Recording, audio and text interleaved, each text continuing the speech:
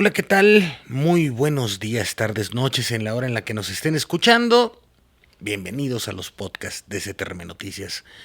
Buenas tardes, días, noches, mi querido paladín de los podcasts. ¿Cómo estás, Antonio Delgado? Muchas gracias, Se está Israel. escuchando, hijo. No hay discreción en este Oye, estudio. no, lo que pasa es que es nuestro productor, o por lo menos el que nos recibe y nos da sede, amigo, digo, hay que agradecerlo. No es mi estudio. Caray. Bueno, pues hoy vamos a platicar acerca de las centrales sindicales, de las organizaciones sindicales, de cómo se genera pues esta organización de la clase trabajadora, que por supuesto siempre es muy importante, pues esto debido a que, como ya lo hemos comentado el día de ayer, como se vio, bueno, no saben cuándo es el día de ayer, ¿va? Pero bueno, como lo comentamos en un programa de en línea de CTRM Noticias, como lo comentó en su momento el compañero Hernández Juárez en el pleno de la UNT, el 13 de octubre fue cuando lo comentamos, hubo una reunión muy importante, porque le pegas el micrófono, Antonio, no te enojes. Todas y todos ustedes saben que se está planificando, se está trabajando en pro de la construcción de una nueva central sindical. Pero ¿qué representa esto? ¿En qué beneficia a las y los trabajadores? Y sobre todo, pues en tiempos de la inteligencia artificial, de la implementación de nuevas tecnologías, que la OIT dice que la inteligencia artificial va a cambiar el 50% del trabajo que actualmente se ejerce. ¿Qué opinas, mi querido Antonio? Muchas gracias, Israel, y saludos a todos los que nos hacen favor de estar siguiendo esta serie de podcasts. Creo que es importante empezar a entender que las alianzas, sobre todo de estas agrupaciones sindicales, cumplen con diferentes propósitos, es decir, no es nada más una vía, digamos, para tener un número, y como en el caso mexicano, antaño, hace algún tiempo, ahorita vamos a platicar de eso, pues bueno, significaba un apoyo al poder hegemónico, digamos, político, al poder político.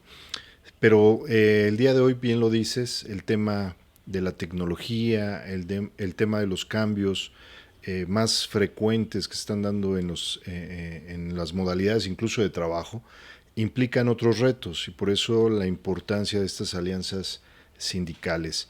Y uno de ellos pues, tiene que ver con la capacidad de negociación o de poder negociar contratos colectivos, en donde de una manera conjunta pues, bueno, se puede ejercer una mayor presión o dinámica a favor de las y los trabajadores. Entonces, eso es indudable.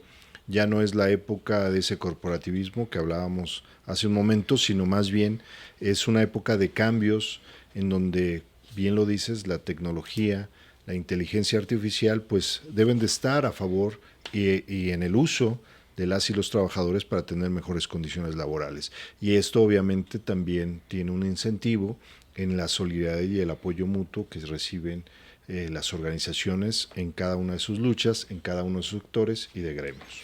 Y es que esto es importante, esto que acabas de comentar, me refiero a la capacidad de la negociación colectiva, lo que esto representa, lo que genera para la clase trabajadora. Y es que no es lo mismo presentarte en un espacio donde pues vas a encontrarte con que la empresa cuenta con una estructura política jurídica que va a evitar que tengas acceso a mejoras en tu fuente de empleo. Fíjate que trabajando algunas situaciones me doy cuenta que solamente el 10% de la población en este país, dato del INEGI hasta 2023, decía que solamente el 10% de la clase trabajadora está sindicalizada.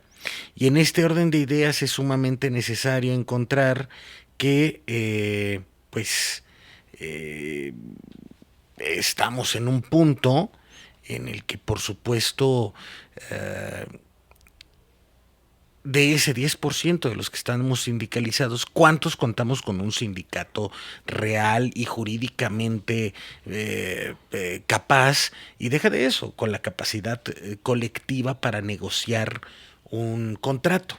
Y en ese orden de ideas, pues bueno, pues por supuesto que debemos de generar las cualidades organizativas, jurídicas, y la ventaja de tener un sindicato es que te puedes presentar en igualdad de condiciones ante una empresa.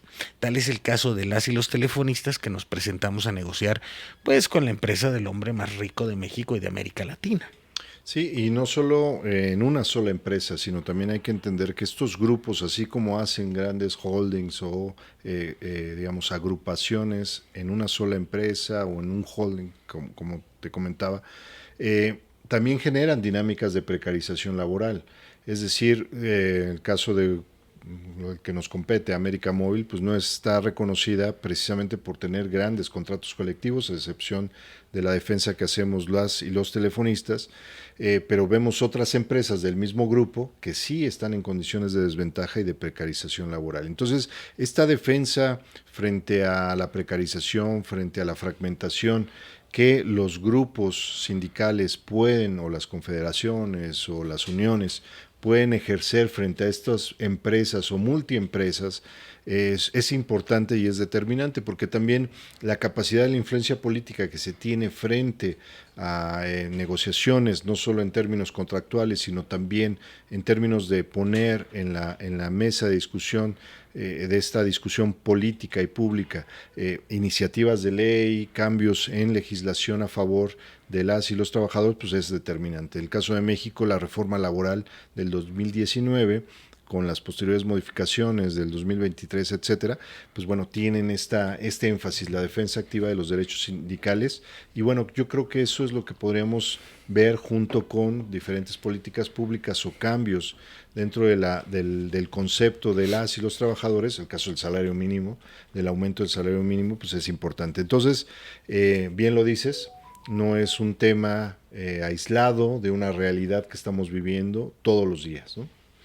Es un tema que verdaderamente necesitamos poner sobre la mesa y esto influye mucho en el tema de la conciencia de clase. Entenderlo desde la perspectiva en que la clase trabajadora debe de contar con los derechos adecuados para entonces poder enfrentar las vicisitudes que tiene frente a sí.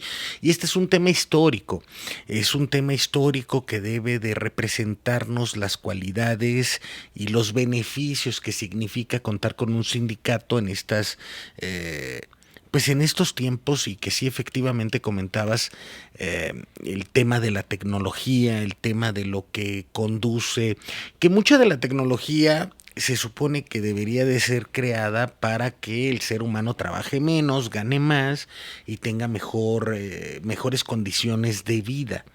Porque insisto mucho en esto, decía Jeremy Corbyn en un discurso en Inglaterra en las pasadas elecciones parlamentarias, que el ocio también es un derecho. El ocio es el uso, goce y disfrute del ser humano en el momento en el que le está permitido después de generar pues producción o riqueza, porque el trabajo genera riqueza en este espectro pues capitalista en el que vivimos, y lo que tú hagas o no hagas con tu tiempo libre es tu problema, y si quieres nada más rascarte el ombligo, pues será muy la bronca de quien lo haga, porque a final de cuentas es su tiempo de vida y su tiempo de ocio y su tiempo de uso, goce y disfrute de ese derecho que se gana al ejercer el trabajo. Dicho esto, también es muy importante poner sobre la mesa esta idea de que el materialismo histórico que representa la creación de organizaciones, de centrales sindicales que refuercen el trabajo, de organizaciones sindicales individuales, porque hay que verlo de esta manera: una central abarca a varios sindicatos y una confederación abarca centrales. Mientras más seamos, más posibilidad, si me permites el término, de defender los derechos humanos y laborales de la clase trabajadora nos da. porque mientras más en común dejemos a un lado las diferencias y tomemos más en cuenta los puntos en común y las metas en común, por supuesto que se nos van a dar mejores resultados, y esto es la unidad auténtica del movimiento obrero o del movimiento de la clase trabajadora en el país, mi querido Toño. Y que también hay esfuerzos internacionales con la CSI, con la Central Sindical Internacional, o la CSA, la Central Sindical de las Américas, que por cierto, pues hay presencia de la UNT y posiblemente próximamente de esta nueva central. Ok, la Unión Nacional de Trabajadores. Ahorita vamos a mencionar algunos casos emblemáticos, sobre todo en el caso de México. Y coincido contigo, este tema de los, digamos, libertades, logros a favor de las y los trabajadores, que incluso impactan en un tema, vamos a decirlo, tan cotidiano, particular como es la movilidad, por ejemplo. El negociar contratos colectivos, el tener acceso a una vivienda digna, acceso a digamos, medios de transporte mucho más eficientes, también genera esto que tú mencionabas entre el ocio, pero también entre un buen descanso, una buena práctica laboral. Yo creo que a veces en países, sobre todo en Latinoamérica, el caso de México es también particular, son de los países que más se trabaja, pero que por esta situación de la precarización o diferentes circunstancias, pues bueno, es donde menos se produce en términos de esta transformación. Entonces, ahí es donde debemos de observar que tema de alianzas, confederaciones, es importante para poner en un sentido de vista de lo laboral, también aspectos de vida cotidiana, incluso con este tema de la perspectiva de género que se está observando, los efectos que hay ahorita con esto del nearshoring, la deslocalización de empresas, obviamente movimientos y organizaciones que cada vez se están agrupando más, y dentro del marco legal y del TEMEC, pues bueno, aspiran a tener organizaciones sindicales. Entonces, eso digamos que es la razón principal, esa búsqueda de mejoras y defensa activa de esos derechos adquiridos, pues bueno, de estas alianzas y estas agrupaciones. Mencionaste algo muy importante, si quieres voltea esa para allá, porque parece que pareces niño Dios. Sí, así con tu coronita y todo. No, o sea, sí da un reflejo, perdón, en la cámara. Fíjate que esto que acabas de mencionar es muy, muy importante en relación a que la precarización del trabajo durante el llamado periodo neoliberal, no, digamos a partir de 1982 al 2018, lo que aumentó fue la precarización laboral. ¿Qué es esto? El empobrecimiento del salario. Se fue reduciendo, no redujeron los salarios, pero se redujo el poder adquisitivo del mismo. Entre las devaluaciones, el pago del famoso Fobaproa, este tipo de condiciones que se fueron insertando e imponiendo desde los gobiernos en contra de la población local. Y fíjate que es algo bien interesante. En su libro Historia del Neoliberalismo de David Harvey, él menciona que México fue el primer país en el mundo donde se impusieron este tipo de políticas neoliberales. Muchos me podrán decir, no, que fue Chile el laboratorio neoliberal. Sí, en un aspecto. Pero México es donde se impuso por primera vez que los empresarios o los fondos de inversión que trajeran su dinero al país no iban a arriesgar nada, y en el caso de que hubiera una devaluación como lo que ocurrió en 1994, pues se iba a encargar el gobierno de pagar esa deuda. Es decir, la deuda privada la convirtieron en deuda pública sin importarles las consecuencias laborales, legales, sociales que esto pudiera tener. Y bueno, muchas y muchos podemos recordar eso, cuando menos yo estaba muy, muy chamaco. Y recuerdo mucho un comentario ahí, bueno, eso ya fue después, pero recuerdo mucho cómo estaban preocupados todo mundo. La ventaja que tuvimos en el caso de quienes teníamos familia telefonista, como mi papá era telefonista y mi hermana también, pues la ventaja que tuvimos es que gracias al sindicato tuvieron estabilidad laboral a pesar de las vicisitudes económicas en el que el país estaba sumergido, ¿no? Claro. Pero también es muy importante poner y recordar por ahí del año 2000, antes de que fueran las elecciones del año 2000, de julio de 2 del 2000, decía este gran periodista José Gutiérrez Vivó, me acuerdo mucho, que decía: no nos olvidemos de las familias separadas, de los suicidios, de Sí, los negocios tremendo. perdidos que nos dejó la crisis de 1994 y que la provocó este gobierno infame, ¿no? De sobre todo el de Cedillo, que por una situación personal, ahí las broncas partidistas y las grillas que entre ellos llevaban, bueno, y otra cosa también, mucha gente eh, se queja de los gobiernos de este periodo, ¿no?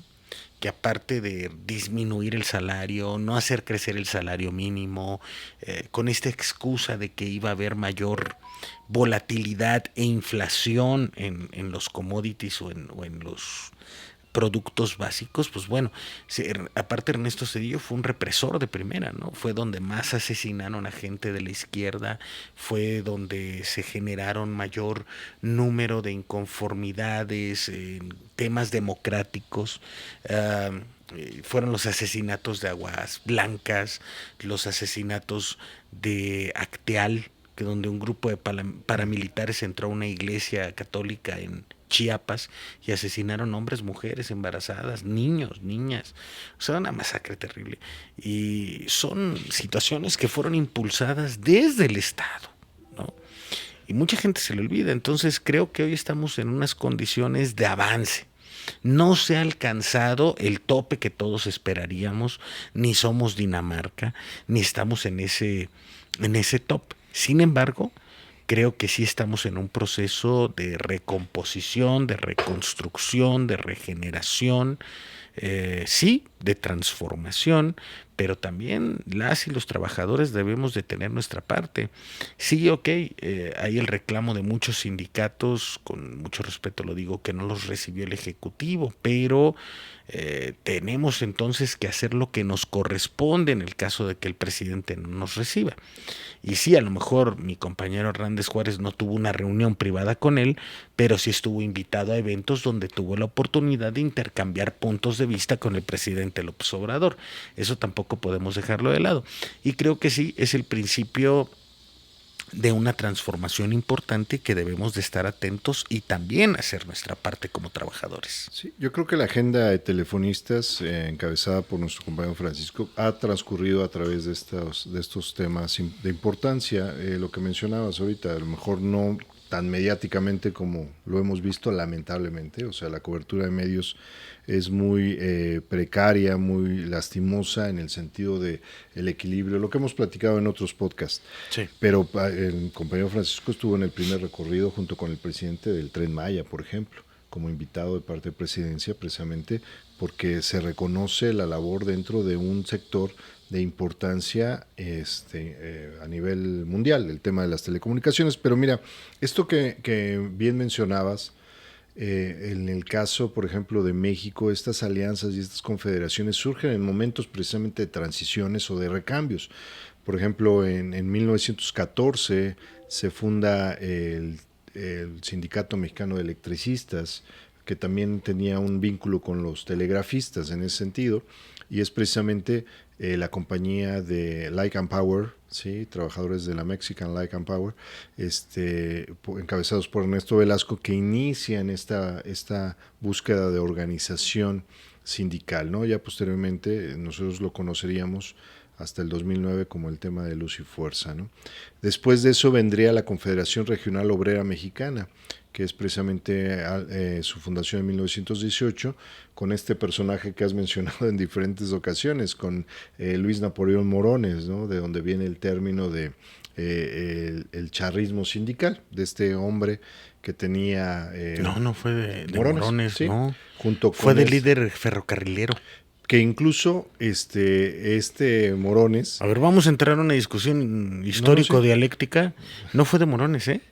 Bueno, es el dato que tengo yo, pero bueno, como siempre podemos corroborarlo. No lo voy a Pero Luis corroborar. Napoleón Morones, incluso con ese parecido físico a el gángster de Chicago, Más bien era, No, a no, ver, o sea, a pero igual Morones, a de Morones gángster. se le echaba esa. No, pero igual de gángster los dos, o sea, pero un parecido Fíjate, impresionante. fíjate, es que no, a ver, espérame, hay un pequeño, Ajá, una pequeña pausa. Lo que pasa es que no podríamos decir propiamente, a ver, estamos hablando de una etapa así es. post-revolucionaria y no es hacerle el abogado del diablo. Y muy fresca el tema revolucionario, ¿no? O sea, por ejemplo, en 1923, por ahí te dije que estaba el nombre del primer secretario general en ese documento que me diste, Ajá. donde dice los que forman la CGT. Ah, ok, que digo, ya llegaremos Bueno, hacia, ahorita, pero ahorita ajá, dime. Pero, espérame. A ver, continúale. bueno, en este recuento que estamos viendo, pues bueno, prácticamente en el caso de la CROM, pues bueno, es una de las primeras organizaciones sindicales de importancia para precisamente consolidar el poder que bien mencionas, incipiente dentro de la revolución. Y bueno, hablando de los presidentes Álvaro Obregón, Plutarco Elías Calles, que bueno, también era un matadero entre ellos impresionante, ¿no? Sí. Después viene esta Confederación General de Trabajadores o la CGT, que históricamente marca este vínculo importante, donde Ricardo Treviño, Enrique Flores Magón, Rafael Quintero fueron de los fundadores en 1921. Y bueno, surge como una respuesta precisamente a la CROM, es decir, también surge para defender otros intereses que se sentían o por lo menos no identificados con la CROM. Y bueno, estaba muy alineada a un tema de gobierno, y aquí es donde inician estos grandes temas gubernamentales vinculados al sindicalismo. Y bueno, la CGT buscaba que un sindicalismo fuera autónomo, Aquí lo encontré, mira. ¿sí? Y combativo. Ajá. Ahí te va. Si bien los intentos de infiltración por parte del Estado y las empresas por medio del control de líderes obreros, Uh-huh. es una práctica tan vieja como el mismo movimiento obrero. El origen determinó el charrismo, surgió en México en 1948 a partir de los denominados charrazos Okay. al interior del sindicato de ferrocarrileros. Primero Okay, los okay. trabajadores destituyeron al líder sindical Jesús Díaz de León, alias El Charro, Okay. debido al incumplimiento del contrato colectivo de trabajo. El Díaz de León recibió este apoyo, recibió el apoyo del presidente Miguel Alemán Valdés en 1946 al 52, quien envió agentes de la policía al ejército para tomar las oficinas generales del gremio y así retener las fuerzas. Bueno, Uh-huh. es por Jesús Díaz de León, alias El Charro, y es que según lo que comenta la historia es que a este señor le gustaba mucho la charrería. Uh-huh.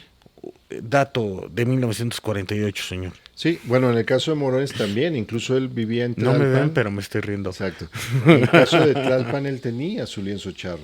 Es decir, de Sí. acuerdo a otros historiadores, él inicia con esto porque ni era charro ni nada, pero le gustaba la charrería. Bueno, y ahorita hay un líder sindical, que más bien Uh-huh. un líder empresarial disfrazado de sindicalista, Ok, sí. que también tiene un lienzo charro donde el día de su cumpleaños hace corridas de toros, ¿no?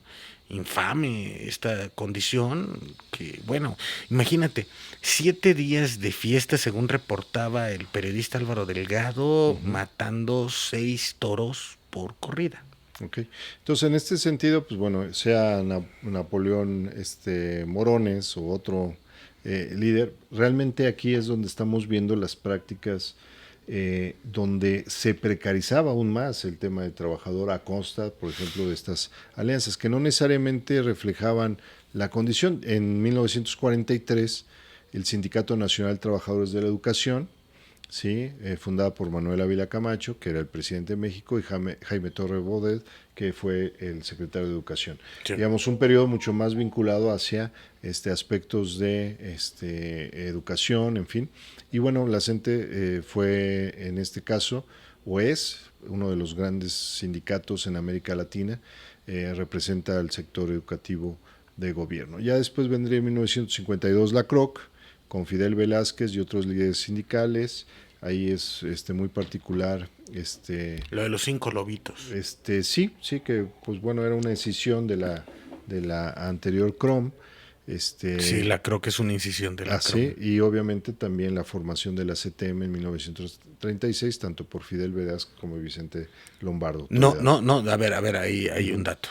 La CTM es formada en 1936 bajo 36. la venia Así es. de Lázaro Cárdenas del Río, Así es. y la forja y la funda y la aglutina Vicente Lombardo Toledano. Así es. Poco tiempo después, Vicente Lombardo Toledano, tanto fue el golpe que abandonó el naciente revolucionario institucional, Así es. que conformara Manuel Ávila Camacho con el apoyo del expresidente Lázaro Cárdenas del Río. Así es. Tanto fue esta situación que golpearon a Vicente Lombardo Toledano a partir de esta idea de los 5 lobitos. Fidel Velázquez, líder del Sindicato de Panaderos de Puebla, fíjate. Y entonces ahí estos otros líderes sindicales, estos otros 4 líderes sindicales que ahorita no tengo en la mano. Fernando Amillán, Jesús Junuen, Enrique Flores y Blas Camacho. Blas Chumacero, perdón.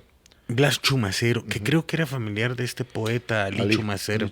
Bueno, la cuestión es que Fidel Velázquez se adueña del movimiento sindical de la naciente CTM y se quedan con el movimiento sindical, además de que la CGT, que había tenido sus momentos de gloria en 1923 a 1927, conformada más que nada por sindicatos de textileros, y ahí se unió el primer sindicato nacional de telefonistas, el SINATEL, que nace como una sección del ESME, a donde también el ESME estaba unido a la CGT, y bueno, pues un movimiento anarcosindicalista por excelencia, la CGT. Y revolucionario. Y muy revolucionario.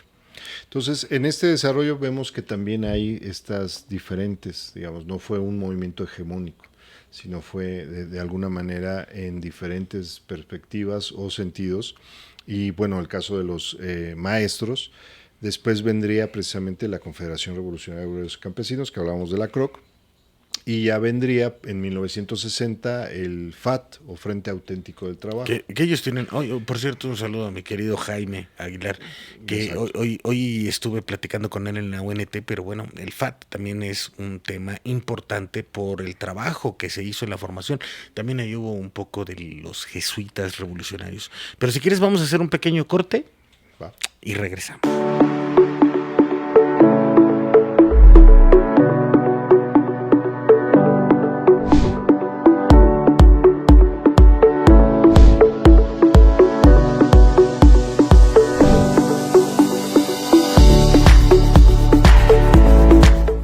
Bueno, ya estamos de regreso, mi querido Toño Delgado, y pues platicábamos de el entonces nacimiento de la CGT, y es que, bueno, este nombre, memorícenlo, estas siglas históricas del sindicalismo internacional, de la izquierda internacional, porque todavía existe la CGT en España, pero está más disminuida que la UGT, la Unión General de Trabajadores, y comisiones obreras,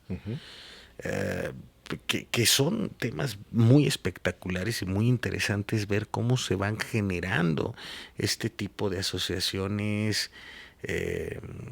¿Cómo podríamos decirlo? Es asociar las fuerzas para poder salir adelante con los beneficios que deben de tener las y los trabajadores. Las conquistas sindicales, hacerlas valer, vaya. Así es, y que en ese, digamos, en su fundación de 1921 y su posterior desarrollo, pues bueno, buscaban combatir ese alineamiento gubernamental y digamos, más vinculado al tema de los, pues sí, intereses empresariales que otras confederaciones del momento. Entonces sí es algo que debemos de resaltar, un sindicalismo revolucionario, anárquico, que no significa destructivo, porque a veces el concepto de anárquico lo llevamos como si fuera algo negativo, más bien algo que no que tienes autonomía, que no requieres a alguien para decirte y dictarte qué es lo que debes hacer. Y el sindicalismo, pues bueno, actual debería ser en ese sentido anárquico. Bueno, estamos ya en la década de los 60, de 1921 brincamos a la década de los 60, donde el FAT o el Frente Auténtico de Trabajo, pues bueno, tiene su fundación y precisamente es para representar o aglutina sectores como el automotriz, textil y agrícola. Y esto, pues hasta la fecha, bien lo decías antes del corte, el caso de la UNT, sí, el caso del sindicato de telefonistas, tenemos todavía actividad y acercamientos con el FAT. Después de eso vendría una escisión en el sindicato de trabajadores de la educación y entraría precisamente la Coordinadora Nacional de Trabajadores de la Educación, que tiene su importancia a partir de 1979 y que, bueno, fue una fragmentación o un grupo disidente. No, pero no están propiamente fragmentados. No. De hecho, es bien curioso. Es que, a ver, pertenecen, pero son disidencia. Sí, está bien curioso su rollo, porque te voy a decir algo. Y lo digo con mucho respeto. A mí me costó mucho trabajo entenderlo. ¿En qué sentido? Bueno, que tú vas a la novena, ¿no? A la sección novena de la Ciudad de México, que lo que hicieron, fíjate, eso estuvo bien grueso, cuando ellos ganan la secretaría de la sección novena de la Ciudad de México, la CENTE, que fue una de sus grandes conquistas, digámoslo, como insurgencia sindical.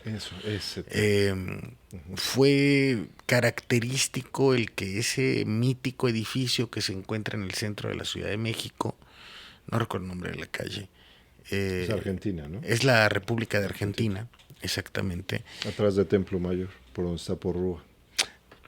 Ándale, sí, y hay varias papelerías ahí muy interesantes. Y una de las primeras iglesias protestantes que hay ahí, la de precisamente el Divino Salvador. Sí, pero era una iglesia católica. Sí, pero digo, con esto bueno, hablaremos otro momento de ese tema histórico. Sí, y bueno, el tema radica en que este mítico edificio lo abandona el CENTE, los deja a su suerte y tienen muchos problemas para poder mantenerlo porque es un edificio del siglo XVII. Sí.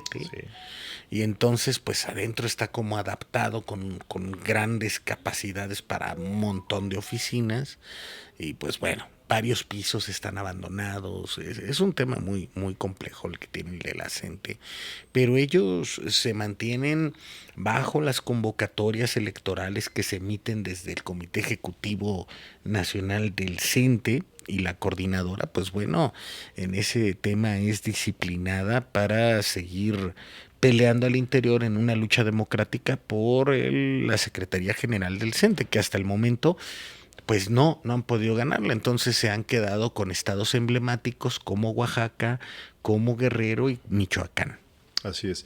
Y en ese, el caso de la CENTE, de la Coordinadora Nacional de Trabajadores de la Educación, hasta un par de décadas después se iba a formar otra unión de trabajadores.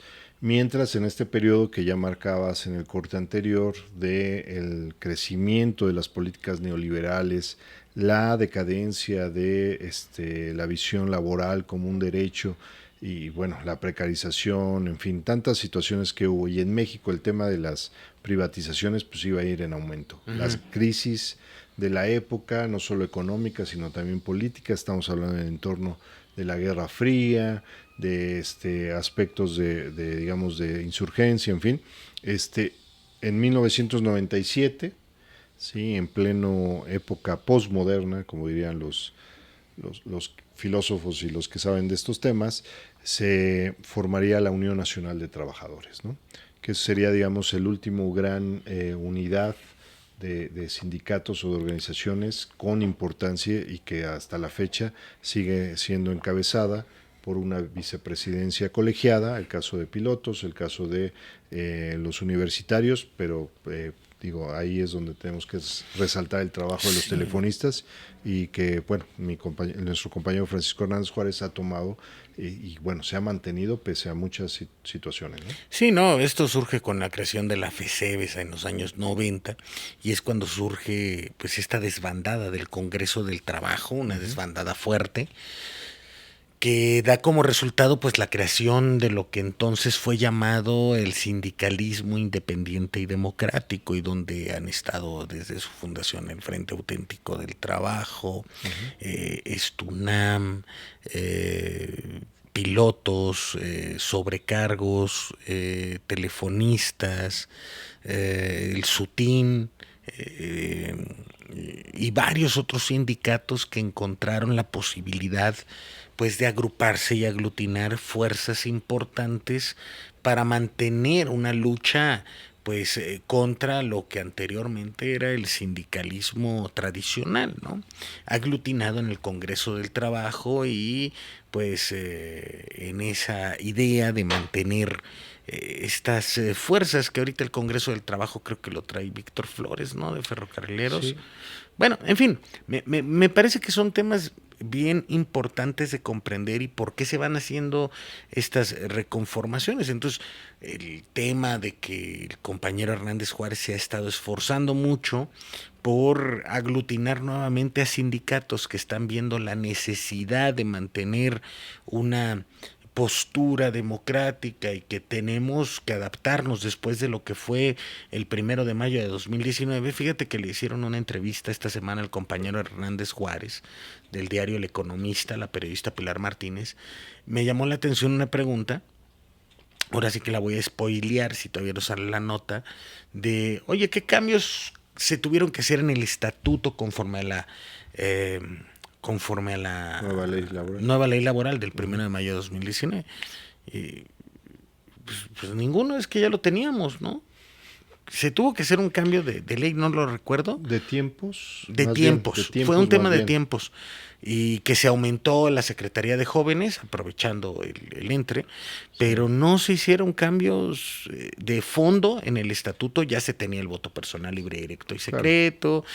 Ya se tenía lo de la consulta hacia la base, los trabajadores. Sí, sí, ahora a lo mejor cambia un poquito los tiempos en cuanto a que tienes que hacer diferentes consultas, pero lo que normalmente nosotros hacíamos era eso. O sea, lo de la legitimación del contrato colectivo. Es lo que te iba a decir. Lo más trascendente para nosotros fue el tema de la legitimación del contrato colectivo. Pero ya tenemos mucha experiencia haciendo elecciones, entonces no hubo trabajo. De hecho, fue una gran participación de parte, sobre todo, de jubilados. Bueno, ahí déjame corregirte. Sí hubo trabajo porque nos dejaron 2 días a nivel nacional una legitimación, pues la sacamos adelante. Pero bueno, hubo otras organizaciones que tuvieron pues mucho más días. Pero bueno, no es bueno, me refiero a que no nos costó trabajo en que no tuvimos que modificar el estatuto, ni, ay, es primera vez, como le pasó iniciando el sexenio, ¿no? A algunos sindicatos que revisó eso Olga Sánchez Cordero y quien entonces fuera secretaria de Trabajo o ya... todavía no ejercía, vaya, pero la hoy secretaria de Gobernación, Luisa María Alcalde, la maestra Luisa María Alcalde, que tuvieron que supervisar unas elecciones porque jamás se habían llevado a cabo elecciones por voto personal libre, directo y secreto, ¿no? O sea, me parece que esa parte nosotros no tuvimos ningún problema. El problema sí fue en que dijeron, oye, a Comisión Federal de Electricidad le dieron, creo, una semana, ¿no?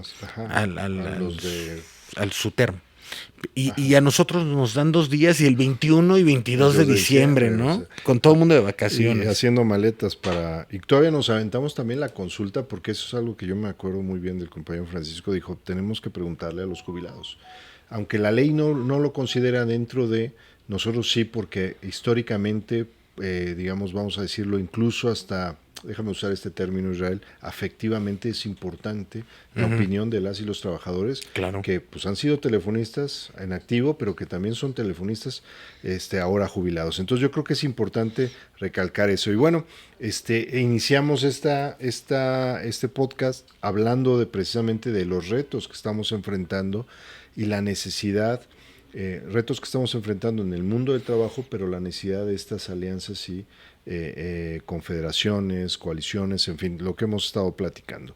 Y es que precisamente dentro de lo que es la automatización de muchos procesos a través de la inteligencia artificial, las nuevas modalidades de trabajo, llámese teletrabajo, trabajo híbrido, incluso trabajo remoto, el efecto más creciente de lo que son las plataformas digitales y esta economía llamada gig, que no es otra cosa más que pues, una precarización laboral, porque bueno, ahora puedes tener muchos trabajitos.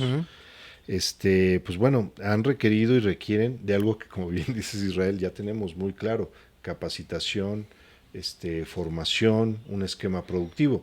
Y ahí es donde vemos la importancia de lo que ha tenido históricamente el sindicato de telefonistas como experiencia y como vanguardia. Es decir, si algo podemos decir de nuestro sindicato es que ha estado o está en la capacidad de enfrentar estos retos, pero obviamente se requiere mucho más alianza, mucho más fortaleza y obviamente experiencia por delante dentro de lo que son nuestros temas de materia de trabajo, en fin. No, sí, y enfrentar y ser críticos es necesario, me parece, siempre, pero además de ello hay que afrontar este tipo de esquemas donde debemos de tener muy presente que la tecnología es igual de imparable que el tiempo que pasamos de vida, ¿no?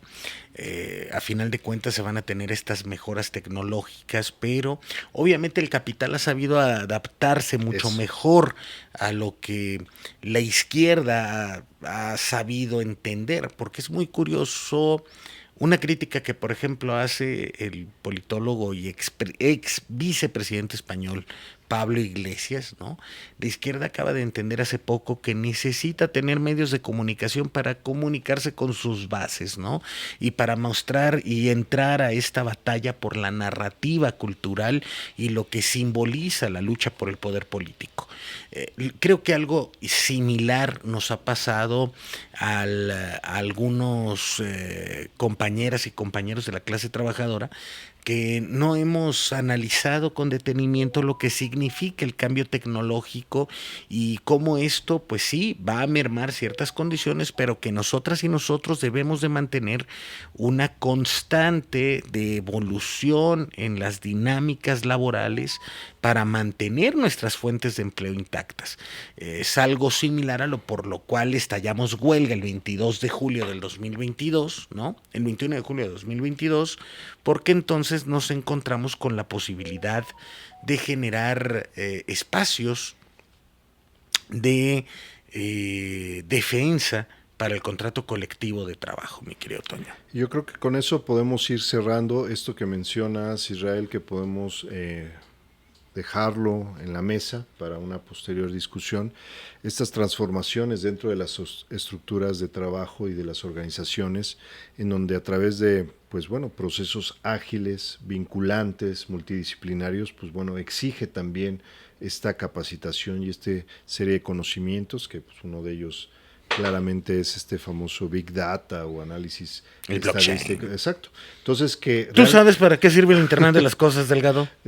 hablando de veras que se hizo Puri, la buena purificación. Bueno, en fin, No, no no entramos en sé. historias, Fíjate que no. pero ahí es donde queda patente que las organizaciones sindicales ¿Se son, sacó la lotería o no? no sé, lo que sí es que odiaba al saco de pus, ¿cómo se llama? Lozano. Lozano. A lo Vive que, aquí cerquita, ¿sí sabes? sí, a lo que voy es que el tema de las organizaciones sindicales es precisamente ese, que Claro. son o no hay otra entidad dentro de las organizaciones de trabajadores más pertinente, más puntual y que pues, realmente sean eficientes para defender los derechos de las y los trabajadores. Entonces, frente a un nuevo desafío o cambios dentro del ámbito legal, dentro del ámbito social, económico y político que ya hemos mencionado, pues bueno, lo que es la nueva sindicalización, pues realmente recae en la experiencia, pero también en la participación activa de las y los trabajadores. Efectivamente, mi querido don Toño. Ya no eres Toñito, ya eres don Toño. Eso que si Es es cara lluvia. es porque está lloviendo. Sí, está Si cayendo oyen una un buena ruido, tormenta en la Ciudad de México. se está cayendo el cielo. Mientras no sea en Los Ángeles. ¿En qué película vi eso? No sé, pero bueno. Hasta era una de Pedro Infante. Ah, no, te iba a decir Rafael Inclán. Sí, pero está bien. No. Fíjate que nunca vi ese tipo de películas. Bueno, no. Podríamos hablar también de una época donde se veía el tema de los trabajadores, porque esos esquemas, esos modelos de trabajo, el que hacía talachas, el plomero, eso, pues, reflejaban una No, idiosincrasia muy particular. y ¿no? otra muy interesante es que todas las películas anteriormente, las del cine de oro, si tú te fijas en la producción, esta película fue elaborada por trabajadores del Así Sindicato es. Nacional de la Industria, bueno, cinematográfica, ¿no? No Ujú. sé si todavía existe el sindicato, creo que sí, ¿no? Sí, Se sí, acaban de sí. unir a la ONT. Sí, ahí está. Y bueno, me llama mucho la atención eso, pero no es cierto. Y regresando al punto inicial, sí vi una película de la época de ficheras que me reí a raudales, lo digo en... Pues no respeto, la verdad es que yo no sé cómo se podrían creer argumentos de ese tipo. Y la inversión, porque a final de cuentas gastaban muchísimo dinero para Sí. hacer muy malas producciones. Televisa, o sea, lo peor, yo creo que es lo peor que le pasó al cine. Ujú. Fue la de Pedro Navajas con este señor, Ah, el de ok. la bombita, Andrés García. ese mero, Andrés Un García. día deberíamos hablar de cine y vinculado hacia el trabajo.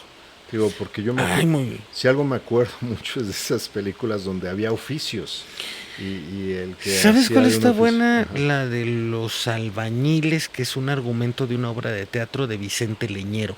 así es. Los Albañiles de Vicente Leñero está bien gruesa O esa incluso película. algunas películas de Cantinflas, donde toma oficios, o es abogado, o es médico, o es maestro. Tiene La una de... película del profesor genial. O Sí, sea, eso retrata se llama... a final de cuentas son símbolos que representaban una época y una No, cultura, ¿no? y Cantinflas empieza con un tono sumamente crítico con ese de quisiera ser diputado. Así es. Y un dato, para si la ven, hay un dato sensacional en esa En Claro cinta. Video pueden ver esas películas. Contraten su paquete Telmex. Telmex, Bueno, exacto. la cosa es que está anotando Cantinflas en un pizarrón cuando inicia la primera escena. Ujú. Se ve Cantinflas anotando. Eh, el corte tanto, la barba tanto, el bigote tanto y no atiendo pachucos porque me caen gordos. Refiriéndose a Germán Ah, Martínez, Tintán. Tintán. Ujú. Tenían un pique de a de veras en esos Bueno, años, ¿no? La competencia. Pero Tintán tenía otra idea de clase, fíjate. Es bien interesante analizar esos esquemas hasta en el tema de las sí, películas. exacto. Y bueno, Cantinflas viene de la carpa, ¿no? Que Exacto. es un albur eso, pues, de lo de Cantinflas, porque no era Cantinflas, él lo adapta, pero es cuanto inflas. O sea, Ujú, ujú. como no es tema. Así es, no es Bueno, en tema, fin. compañero de este podcast, será de otro. Cuídense mucho, nos vemos la próxima semana.